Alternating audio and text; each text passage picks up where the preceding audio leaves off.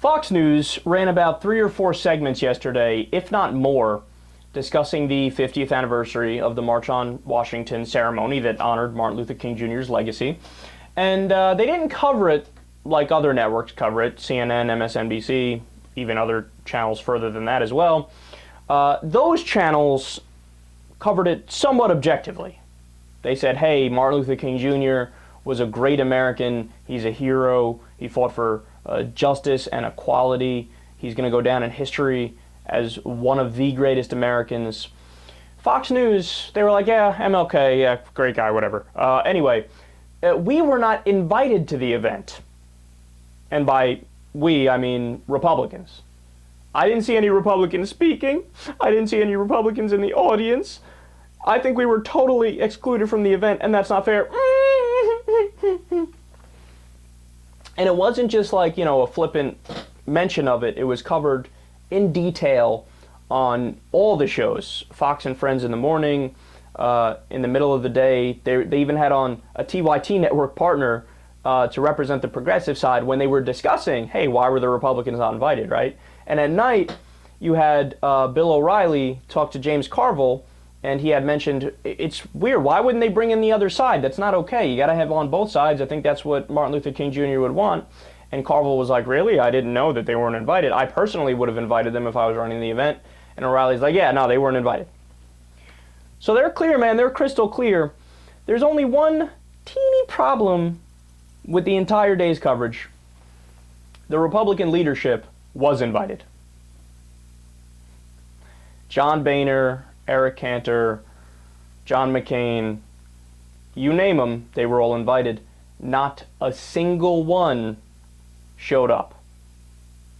When it came to the presidents, you had Jimmy Carter there, who is roughly 913 years old now, Bill Clinton, and President Obama.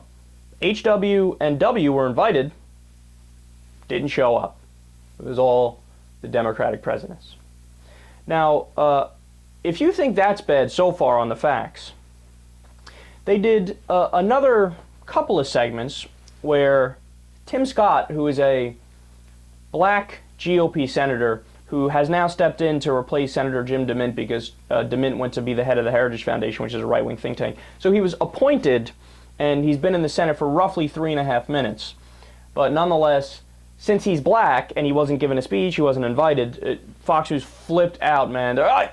Why would they not? You seem to be the embodiment of Martin Luther King Jr.'s dream. It's weird that they wouldn't invite you. It's weird that they wouldn't have you speak. You know, you should be a key part of the event, but you're not. You know, this is incredible. This seems to me to be quite wrong. Now, it wasn't just Fox News talking about that. They had on Tim Scott to talk about it in the morning. He was talking about it in the morning, like, yeah, you know, this isn't right, man. So it sucks, doesn't it? I love how Republicans and conservatives always play the victim as they try to pretend like it's liberals that are playing the victim, right?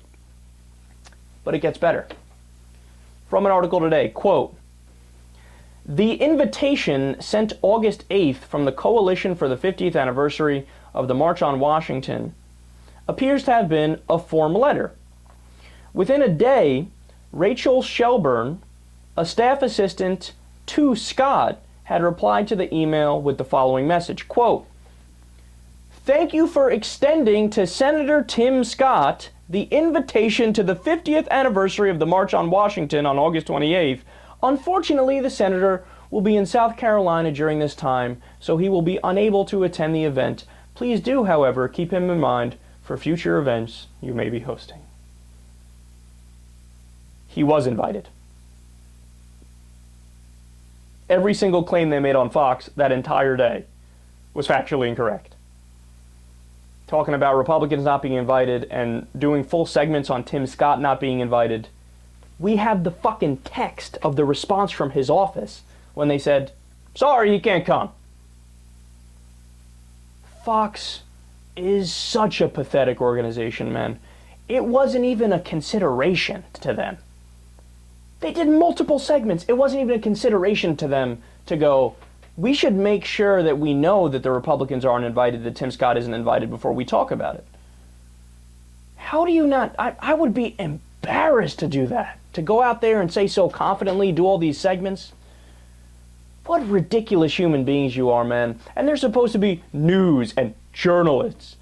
All they have is a political agenda. All they have. They don't even do good propaganda. Because at least propaganda, you take one grain of truth and then work around it and try to come up with nuanced ways to try to justify it. No, they're not even doing that. They're just like, whatever, go out there and say the opposite. We don't give a shit. Our audience doesn't care. But again, if all that wasn't enough, you ready for the real nail in the coffin? Every single Republican congressman was invited. Not just the leadership, not just Tim Scott, every single one. In fact, every single one, including ones that aren't even in Congress anymore. They invited Mike Huckabee. Mike Huckabee is a former governor, ran for president in 2007, 2008, right? All he does now is sit on his radio show all day long and attack liberals and talk about how they're destroying the country. Everything that ever comes out of his mouth is about how he hates Democrats and he doesn't understand them, right? They invited him! God, man. Now look, I'm going to be the asshole here. I wouldn't have even invited them. I wouldn't have.